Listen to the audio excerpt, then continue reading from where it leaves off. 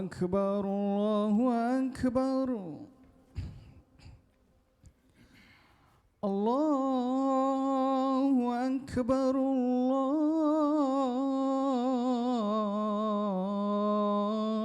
الله أكبر أشهد أن لا إله إلا الله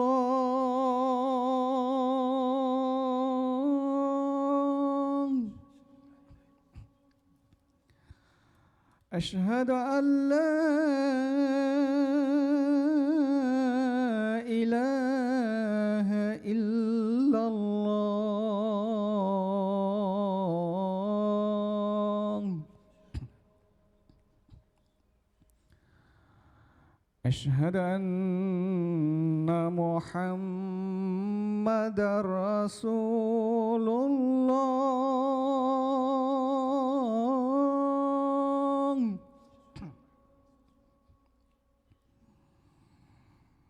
أشهد أن محمدًا رسول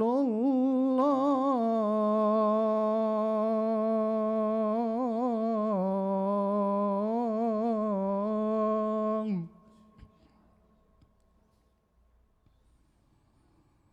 حي على الصلاة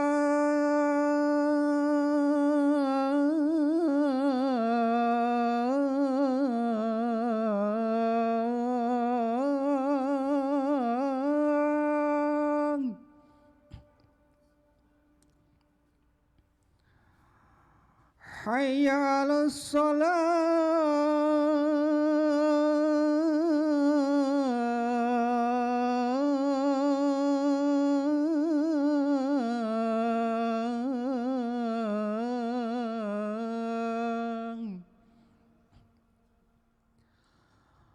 حي على الفلاح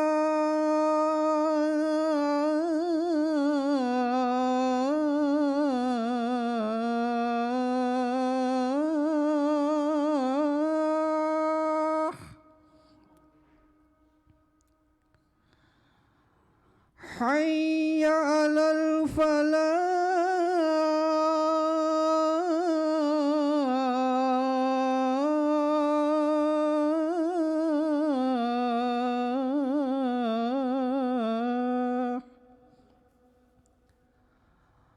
الله أكبر الله أكبر لا إله إلا الله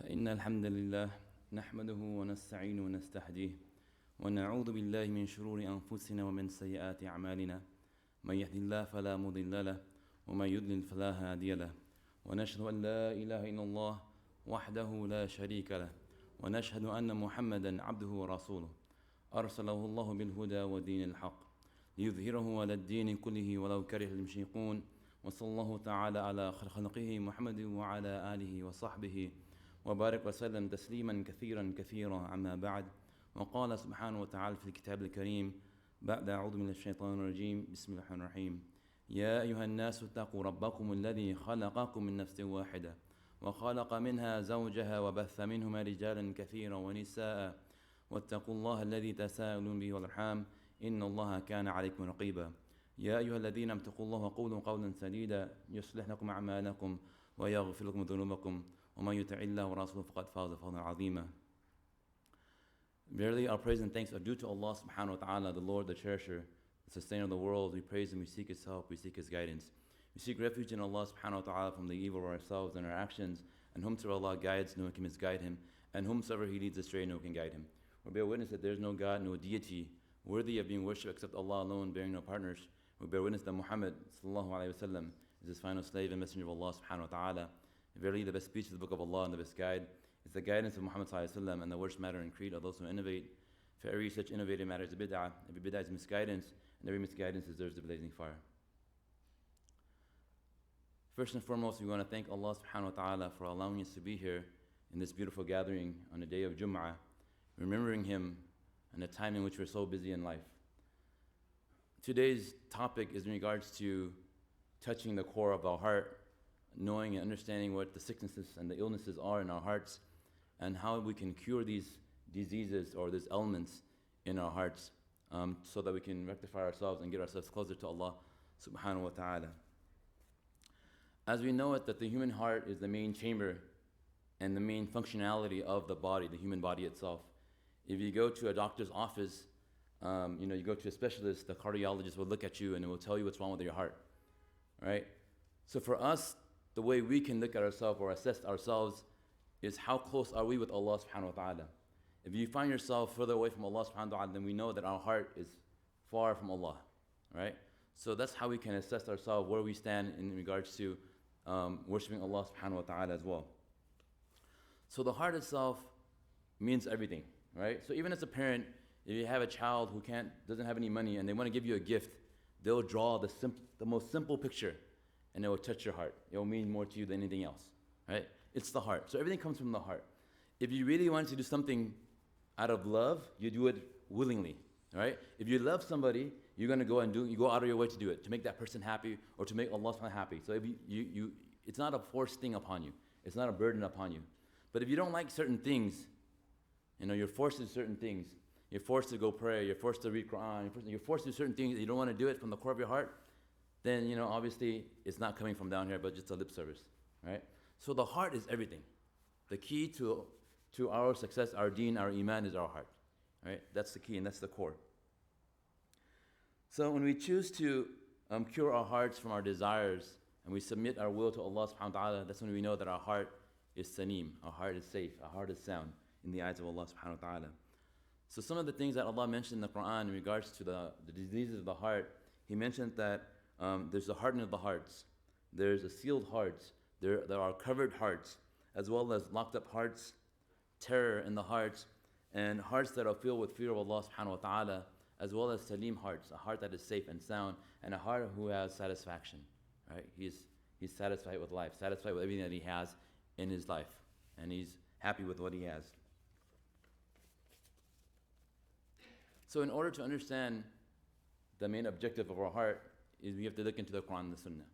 What does he talk about? How can we relate to the Quran and the Sunnah so that we can apply our hearts, the cure, the remedy for our hearts to get closer to Allah subhanahu wa ta'ala?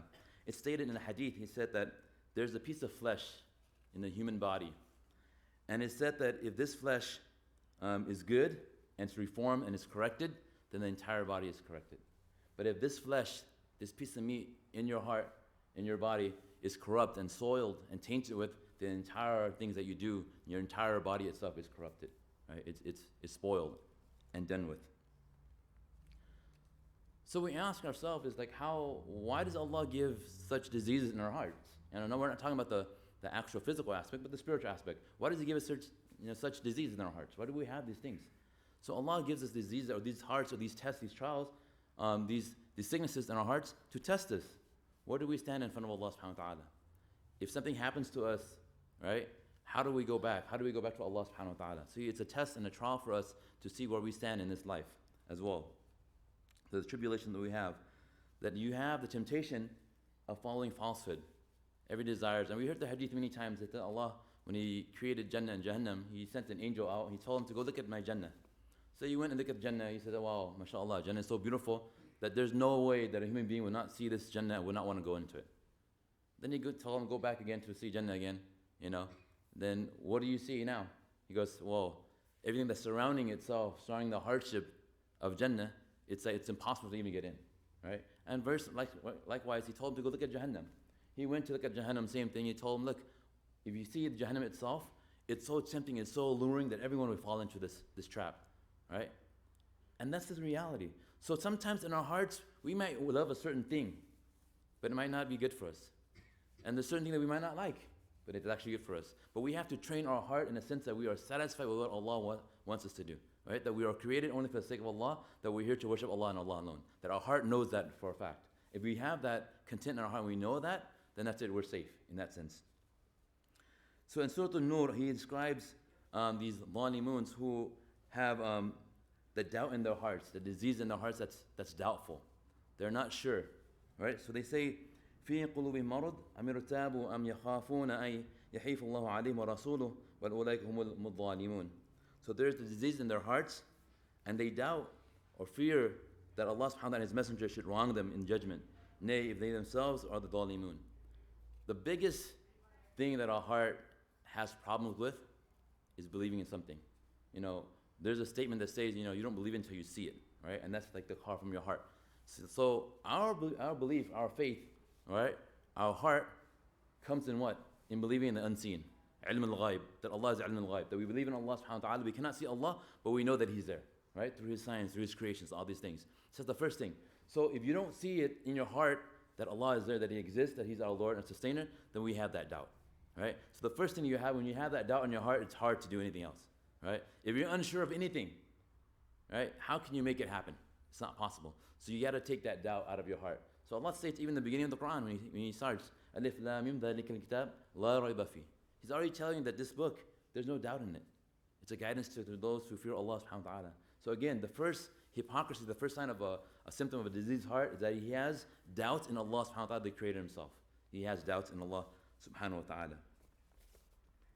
And also in Surah Al-Baqarah, he states, many more other verses, he states, إن الذين كفروا سواء عليهم أأنذرتهم أم لم تنذرهم لا يؤمنون ختم الله على قلوبهم وعلى سمعهم وعلى أبصارهم غشاوة ولهم عذاب عظيم ومن الناس من يقول آمنا بالله وباليوم الآخر وما هم بمؤمنين يخادعون الله والذين آمنوا وما يخدعون إلا أنفسهم وما يشعرون في قلوبهم مرض فزادهم الله مرضا ولهم عذاب أليم بما كانوا يكذبون. So in this particular ayat, he discussed a few things of the heart.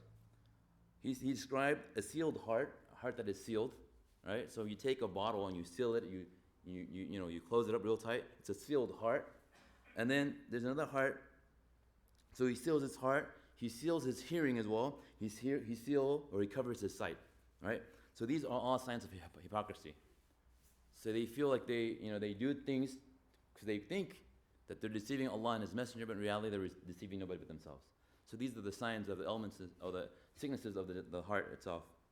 And in another verse he states in Surah At-Tawbah, وَأَمَّا الَّذِينَ فِي قُلُوبِهِم مَّرَضٌ فَزَادَهُمْ رِجْسًا إِلَىٰ رِجْسِهِمْ وَمَاتُوا وَهُمْ كَافِرُونَ.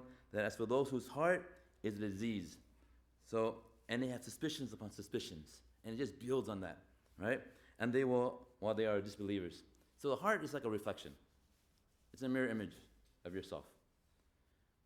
So if you go in front of a mirror, and every single day it gets dirty and dirtier and dirtier, to the point where you can't see your own reflection.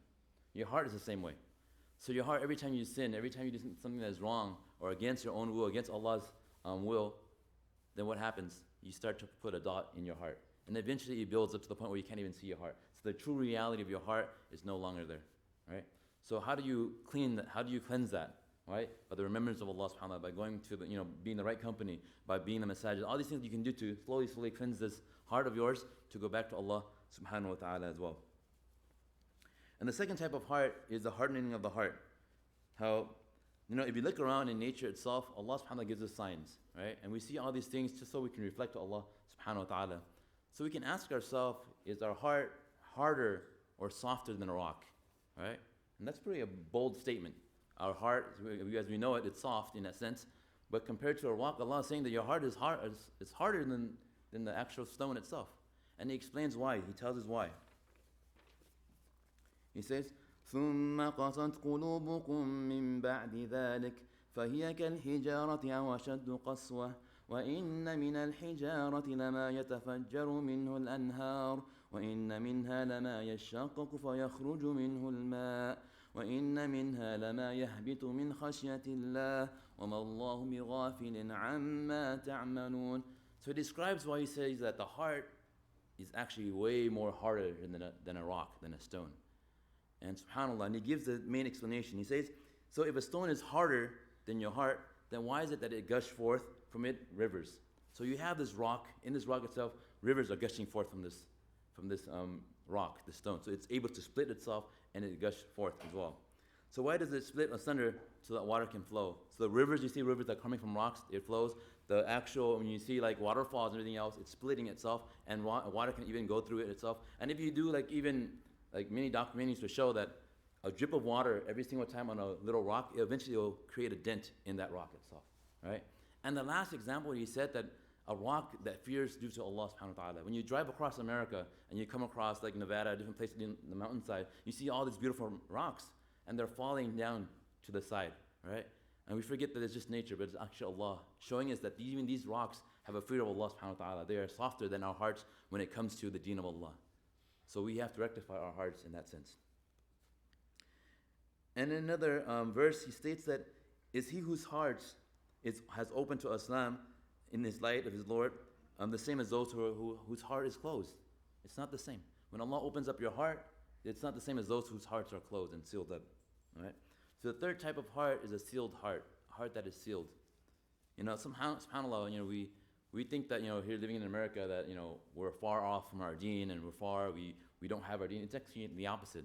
You'll find that people in the Middle East, you find people that are even in the core of the deen itself, not really interested in the deen.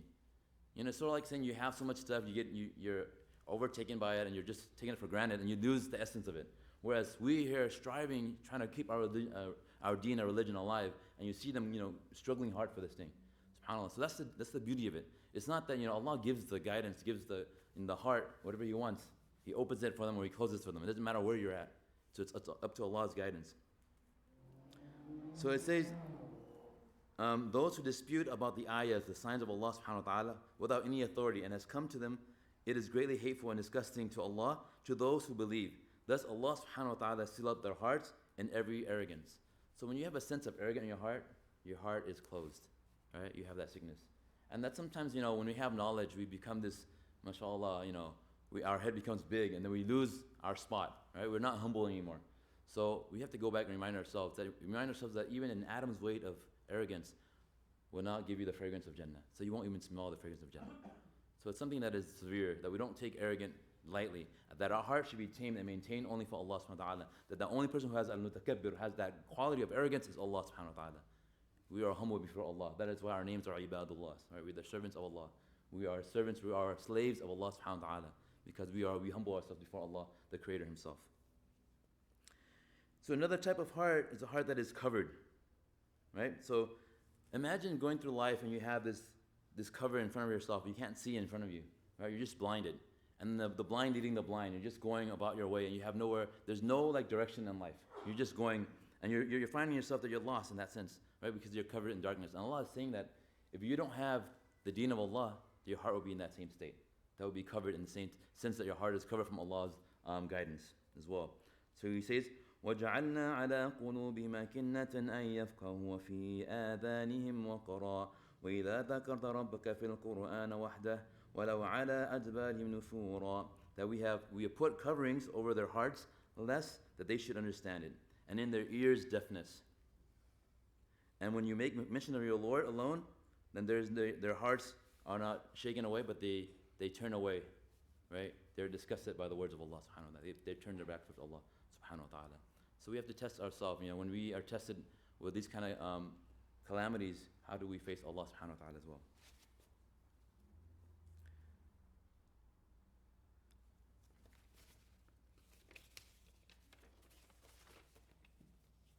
So the fifth type of heart is a heart that is locked up.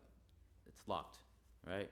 You have the deen in front of you. You see everything in front of you, but you just can't get past that phase. It's locked. It's sealed. The door is locked. It's like right in front of you. You see the door. It's right there. You can't get in because you don't have the key to get in.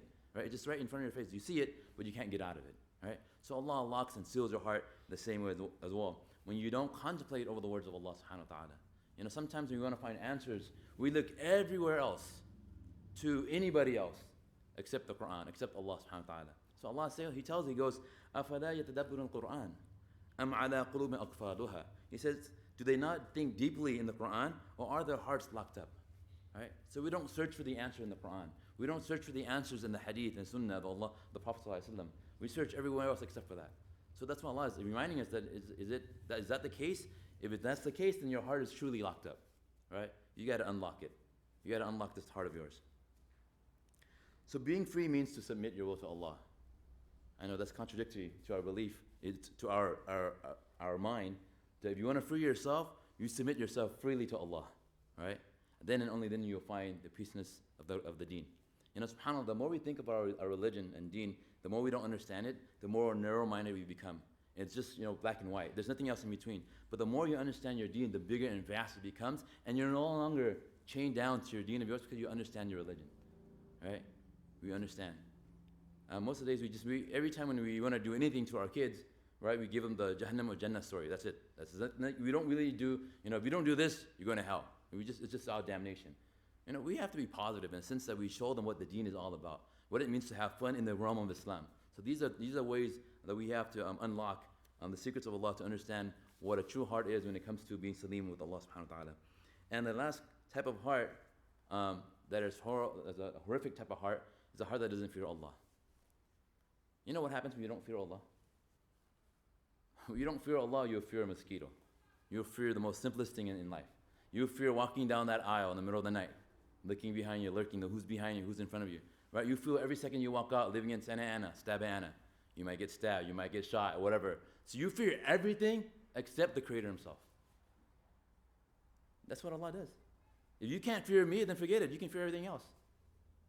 So fear Allah subhanahu wa ta'ala, have that fear in Allah subhanahu wa ta'ala. So we fear everything else. We fear poverty. We don't want to be poor. Right? We work 24/7 if we have to. We fear that our kids won't have something to eat or have the best phone or gadgets. We fear everything else we fear in this world, but we fear the main being that we have to fear is Allah, but we forget that. Right? So going back and fearing Allah subhanahu wa ta'ala is very, very important.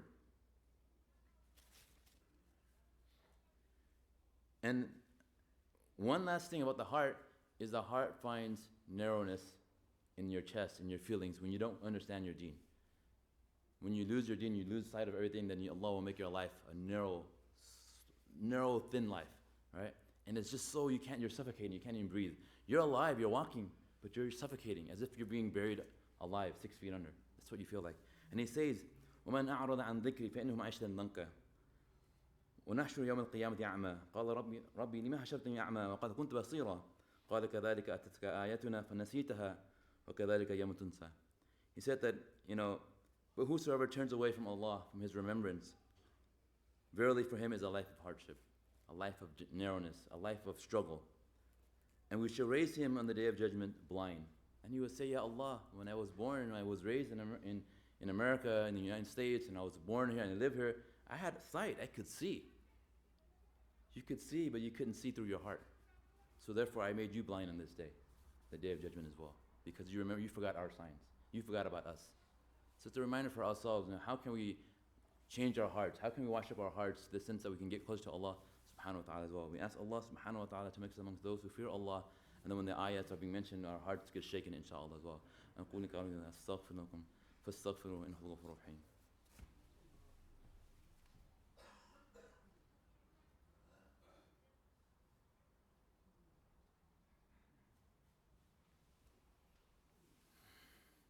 الحمد لله رب العالمين الصلاة والسلام على أشرف الأنبياء والمرسلين سيدنا محمد وعلى آله وصحبه أجمعين.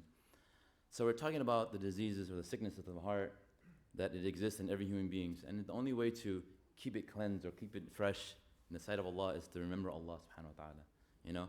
Sometimes we follow our hearts. There's two senses of that, right? You can follow your hearts in the sense of worshiping Allah subhanahu wa ta'ala, or you can follow your hearts by desires and whims. And most of us tend to take the second route. Like, I'm gonna, whatever my heart wants, I'm gonna do it. And I think many, the ulama would say that, if you want to enter Jannah, do the opposite of what your heart is asking you. In a sense that if your heart wants to do something that is against Allah's will, then don't do that. Do something else, right? Don't be at the point where you are worshiping yourself, but you're worshiping Allah subhanahu wa ta'ala, right? So take that moment and say, look, if whatever I'm doing, is it for a good cause? Is it for a good cause? If I'm going to be playing games or doing something else that's not important, is that more important than Allah? So you got to think, kind of reassess yourself. where do you stand in that field, in that aspect? So we're turning the corner. How can we get the enlightenment of our hearts? How can we reach Allah subhanahu wa ta'ala? What does it mean to get closer to Allah? So it states that first and foremost that we have to have the fear in our hearts for Allah. Right? Our hearts should feel fear of Allah. In the sense that we fear His punishment, but we are hoping and longing for His mercy. Right? So this is the state that we should be in, always fearing Allah. You know, when you fear something, not in the sense that you're afraid of Allah is going to punish you, it's more like you don't want to displease that person. Right? Let's say, for example, you have so much love for your mom, right? Or your father. And you have so much love, but you want to try your best to do whatever it takes to not displease them. Right? So imagine your Rabb is asking you the same thing. I've given you all these rules to follow. If you truly love me, then you try your best not to displease me, right? Not to make me unhappy. Right? And to Allah, if a person sins and he makes mistakes, it's okay. So as long as you go back to Allah subhanahu wa ta'ala, right? And remember Allah subhanahu wa ta'ala. That's how merciful Allah subhanahu wa ta'ala is. Right? But we forget that sometimes. And Allah is way more merciful than our own parents. You know, keep that in mind. That the mercy He has saved for us, which is 99% of it, in the next life, is far more, it succeeds everything that exists in this mercy in this life right now. So it's to remember Allah subhanahu wa ta'ala when His ayahs, when His Qur'an are mentioned, then you should fear Allah. So the thing we should have to do is to have that relationship with the Qur'an.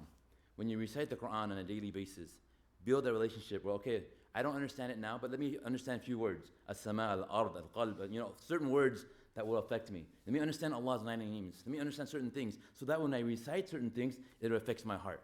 That I feel it from the core of my heart that yes, Allah is speaking to me here, and I fear the adhab of Allah. I fear the punishment. I remember when I went to Hajj, one of the brother, old Hajji, and he was probably Pakistani. He couldn't speak a word of Arabic.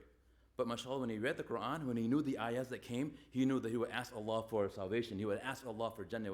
I mean, I was astonished. Like, I thought I knew Arabic, but he was like, he knew. He was reading the Quran. He knew like where to pause, where to reinstate things, where to think that Allah is saying certain things. That's the relation we have to have, right? When Allah is mentioned in the Quran somewhere, that your heart should be shaken to the point where like I fear Allah in this point of being, right? So that's where we have to kind of build up as well. The second type of heart that is a safe heart is called a salim heart, a heart that is safe, right? He says, يَوْمَ لَا يَنْفُ مَالُ وَلَا بَنُونَ إِلَّا مَنْ أَتَى اللَّهُ بِقَلْبٍ سَلِيمٍ. That on the day we're on, that neither wealth nor sons will avail you, except him who brings Allah to Allah a clean heart. It's not going to matter. Wallahi, in this life we work so hard. For what? For our wealth, for our children, for everything else. I'm not saying don't do that. At the same time, that shouldn't be priority. Right? Your priority is going back to Allah as well. Allah states in the Quran, He says, in the Hadith, إِنَّ اللَّهَ لَا يَنْظُرُ إِلَى صُوَرِكُمْ وَأَمْوَالِكُمْ وَلَكِنْ يَنْظُرُ إِلَى قُلُوبِكُمْ وَأَعْمَالِكُمْ. So He doesn't look at your appearance, how beautiful you are, how well shaped you are formed, how you look and everything else, and how the way you dress, what kind of shoes you wear, what kind of car you drive. It doesn't matter to Allah, right? Or how much wealth you have. It doesn't matter. But He looks at your heart. He looks at your heart and your actions and your deeds. That's all that matters in the eyes of Allah subhanahu wa ta'ala, right? You can show off and be the best showboat all you want in this life. That poorest guy in this world that you see that he doesn't have anything, he's in rags, he might be the richest guy in Jannah. Be that guy. The Prophet ﷺ was that guy, by the way. When the Prophet ﷺ passed away, he had nothing with him. He gave everything up. SubhanAllah. You know why? Because on the day of judgment, when he comes, when he's asked about his possessions, his belongings, he says, I don't have anything, Ya Allah. I gave everything up. It's all up. It's gone. We hoard everything in life. Wallahi, I myself included. We hoard the best shoes, the best phones. We hoard everything. We just want to have it because that's just life, right? But keep in mind that, subhanAllah, that doesn't mean anything in the eyes of Allah. It doesn't. Wallahi, it doesn't. You want to give your kids the best education? That's great. That's fine. But don't forget to educate them in their deen as well, right? Because you will be responsible on the day of judgment when Allah asks you, what have you done with your religion? What have you done with your children's, right? And the last, and but not least, the type of heart is the satisfaction of the heart. He says, الَّذِينَ آمَنُوا وَتَطْمَئِنُّ قُلُوبُهُم بِذِكْرِ اللَّهِ أَلَا بِذِكْرِ اللَّهِ تَطْمَئِنُّ الْقُلُوبُ. That the remembrance of Allah will truly the heart find satisfaction. Wallahi, no matter what you have on earth, you'll want one. They said that states in the hadith that if a person was given a mountain full of gold of Uhud span, and Uhud's pretty big, by the way, and then they wouldn't be happy. He would want another one, then another one, and another one, because it doesn't end. He wants more, right? But the only way to satisfy that heart, is the remembrance of Allah subhanahu wa ta'ala. when you remember Allah subhanahu wa ta'ala, when you're content with what you have, that's it. That's all that matters in life. Right? So Allah is reminding us here again that, be content. And it's said that, the ulama would state that, the difference between one Jannah and the next Jannah is a dhikr of Allah. Right? So we had different layers and elevations of Jannah, but that guy above me smells better than mine. Why is that? Because he said one more subhanallah. Right? I challenge my kids all the time, my students. I did it they don't know it's a trick on them, but it's a good investment. I tell them, okay, do me a favor. So every Quran class that I have, I tell them, do me a favor. If you recite 3 Qul Huwallahu Ahad, what do you get? And they tell me you get the ajr of one whole Quran. Okay, great. If you recite Qul Huwallahu Ahad, Ikhlas 10 times, what do you get? And then they don't know. I said, Qasr bil Jannah. So you build a castle in Jannah. So I challenge you, how many castles can you build? All right? So today I asked one student, you know what he told me? I gave him one whole week, 1,500. That's 150,000. How many times he did Qul Huwallahu Ahad? And you know how fast you can say Qul Huwallahu Ahad, by the way? In 1 minute, you can probably say it 10 times, even 12 times. So the minute you walk to your car and back and forth, you're building, it's SimCity. You go to your Jannah, you have nothing. Dude, start building. Work now. Do the remembrance of Allah subhanahu wa ta'ala.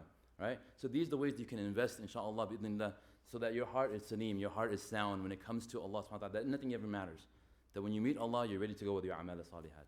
May Allah give us tawfiq, inshallah, to do that as well, inshallah, and cleanse our heart from any sicknesses and any illness, inshallah. So we're told to make dua for maghfirah of a brother named Naveed who passed away in Pakistan as well, inshallah. Inna Allah malaik yusalluna ala nabi. يا أيها الذين آمنوا صلوا عليه وسلموا تسليما اللهم صل على سيدنا محمد وعلى آل محمد كما صليت على إبراهيم وعلى إبراهيم في العالمين إنك مجيد. اللهم نسألك العلم علماء من الجنة. اللهم إنا نسألك موجبات رحمتك وعزاء مغفرتك والسلامة من كل إثم والغنيمة من كل بر والفوز بالجنة ونجاة من النار. اللهم أحسن عاقبتنا في أمورها وأجر من خزي الدنيا وعذاب الآخرة. اللهم اقسم من خشيتك ما تهل به بيننا وبين معصيتك من طاعتك ما تبلغنا بها جنتك من اليقين ما تهون به عليه مصائب الدنيا ومتعنا بأسمائنا وأبصارنا وقوتنا ما أحييتنا واجعل الوارث منا واجعل ثأرنا على من ظلمنا وانصرنا على من عادانا ولا تجعل مصيبتنا في ديننا ولا تجعل الدنيا أكبر همنا ولا مبلغ علمنا ولا تسلط علينا ما لا يرحمنا. اللهم لا تدع من إلا غفرته ولا هم إلا فرجته ولا دين إلا قضيته ولا مريضا إلا رحمته. Ya Allah, give us the glad tidings of Jannah, Ya Rabbil Alameen. Forgive us of our sins, forgive us of our shortcomings. May Allah subhanahu wa ta'ala accept us all, inshallah. We ask Allah subhanahu wa ta'ala to make us amongst those who listen and obey the deen of Allah subhanahu wa ta'ala. إن الله يعمل بالعدل والإحسان وإيتاء ذي القربى وينهى عن الفحشاء والمنكر والبغي يعظكم لعلكم تذكرون وأقيموا الصلاة.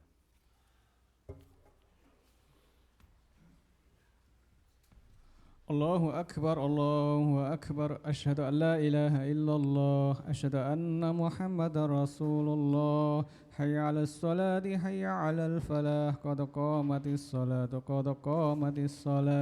الله أكبر لا إله إلا الله. استقيم واعطهم straighten lines in the gaps and turn your hearts to Allah subhanahu wa ta'ala.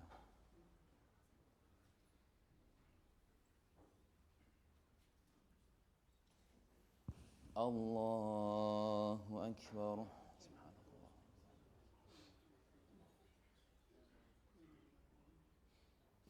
بسم الله الرحمن الرحيم. الحمد لله رب العالمين الرحمن الرحيم مالك يوم الدين إياك نعبد وإياك نستعين اهدنا الصراط المستقيم صراط الذين أنعمت عليهم غير المغضوب عليهم ولا الضالين.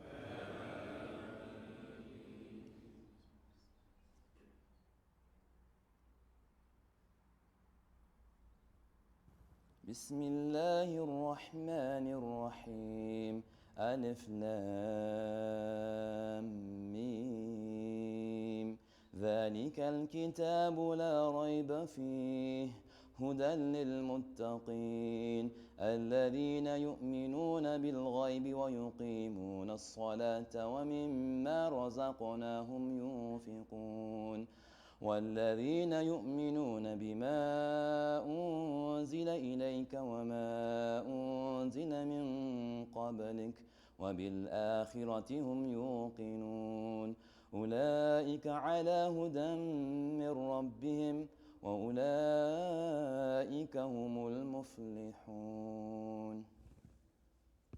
الله أكبر.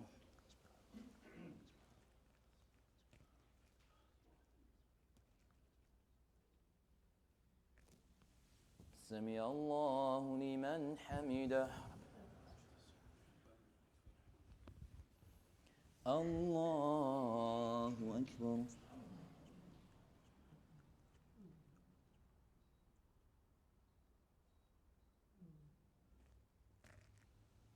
الله أكبر.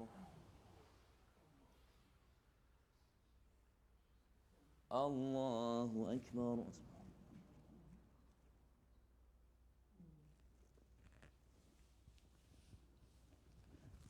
الله أكبر.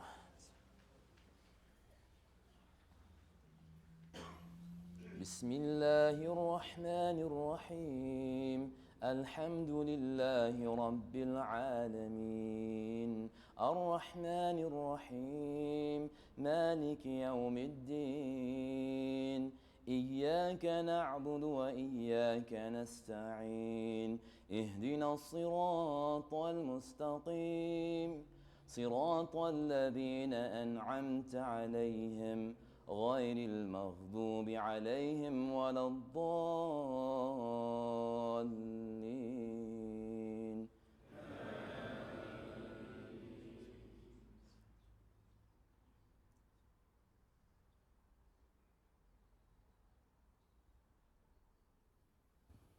إن الذين كفروا سواء عليهم أأنذرتهم أم لم تنذرهم لا يؤمنون ختم الله على قلوبهم وعلى سمعهم وعلى أبصارهم غشاوة ولهم عذاب عظيم ومن الناس من يقول آمنا بالله وباليوم الآخر وما هم بمؤمنين يخادعون الله والذين آمنوا وما يخدعون إلا أنفسهم وما يشعرون في قلوبهم مرض فزادهم الله مرضا ولهم عذاب أليم بما كانوا يكذبون.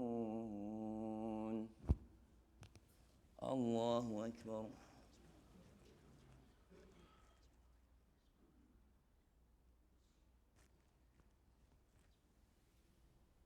سمع الله لمن حمده. الله أكبر.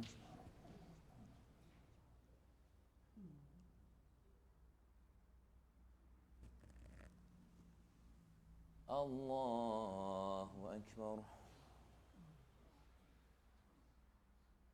الله أكبر.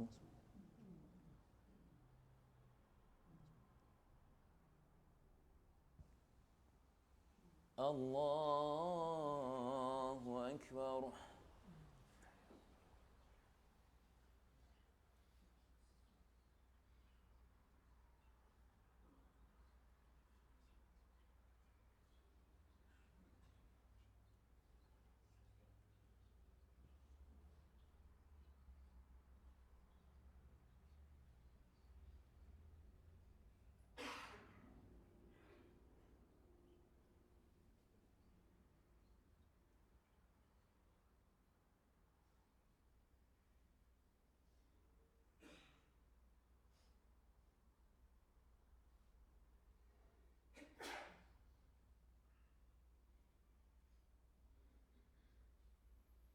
السلام عليكم ورحمة الله.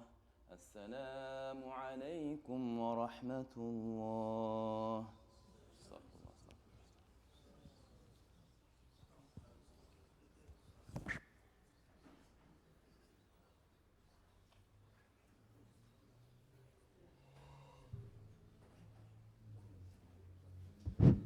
Assalamu alaikum. Thank you, Brother Abdullah, for a beautiful khutbah and as a reminder. May Allah subhanahu wa ta'ala make our hearts soft in the remembrance of Him, and we pray to Allah subhanahu wa ta'ala to bless this gathering, inshallah. Also bless those who put the effort to build this place. We sit comfortable in this place, and don't forget those who were in the fire right now, ravaged in the fire. It could be our brother, it could be our sisters in those fire. So could please keep them in your dua. I have a few announcements. This masjid is operated based on your donations, the operating costs, the weekend school and everything. So please donate generously. And we really thank you for your support. We have an urgent appeal for the weekend school. And we know we offer everything free. And monthly we pay about $800 to the teacher who volunteer to teach. So we in urgent appeal for $3,000 from between now until the end of the year. So any brothers who are willing to help, $1,000 for each, and then we need 3 brothers. And if you are able, please see us behind so we can fulfill our pledge to the teachers. Alhamdulillah, that's all I have. And one more thing, one of the brothers forget their credit card. Please come see us after the sunnah. Assalamu alaikum. Thank you.